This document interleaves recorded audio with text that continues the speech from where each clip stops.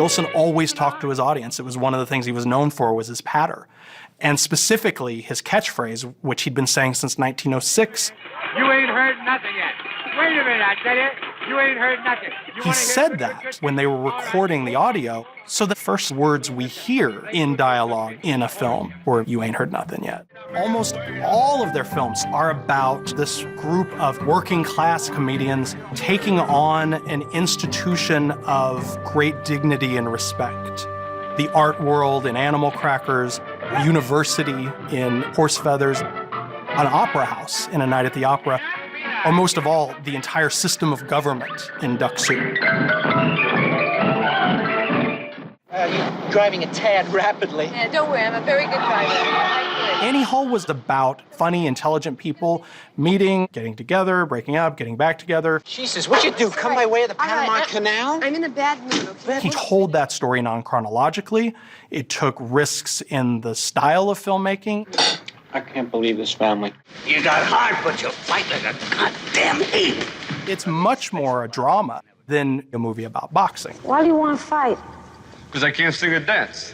It's about this goofy guy getting an unexpected shot and this really awkward woman that he falls in love with, and then the relationship that he forges with this old school tough guy trainer. Women weaken legs. Oliver Stone came into the 80s as a well-respected and well-paid screenwriter. This was a guy who had written Scarface, who had a very alpha male voice, and who was making these sweaty, morally complicated films. It really was a decade that was fueled by how much money can I make and how can I display it best. The point is, ladies and gentlemen, that greed, for lack of a better word, is good. There was a lot of ideas of returning to traditional notions of masculinity after the sensitive 70s, but these things go in cycles, and I think that by the late 80s, we were ready for an action hero who was a little more sensitive. Do you really think you have a chance against us, Mr. Cowboy? Yippee-ki-yay, mother...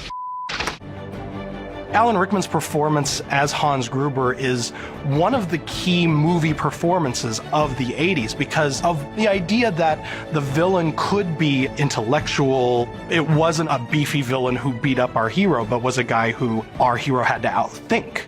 I've got to do the news! A lot of what we think of now as 2000s comedy is somewhere in Anchorman, whether you're talking about writers, directors, producers, co-stars, cameos. ¿Cómo están, bitches? But I think Apatow is definitely the most significant participant in that film in terms of steering what film comedy would become over the years. You're gonna look good after this, man. Thanks, man. We are tonight's entertainment. In The Dark Knight, Heath Ledger chose to play the Joker as a genuine psychopath in a way that raised the stakes for the entire property. We must stand up. We must make a massive demonstration of our moral certainty. The reason I think Ava DuVernay's achievement in Selma is so special and so powerful is that she knew you could not tell Dr. Martin Luther King Jr.'s story in its entirety in a 2-hour motion picture. You instead pick a moment in their lives that speaks to the kind of person they were. Selma it is.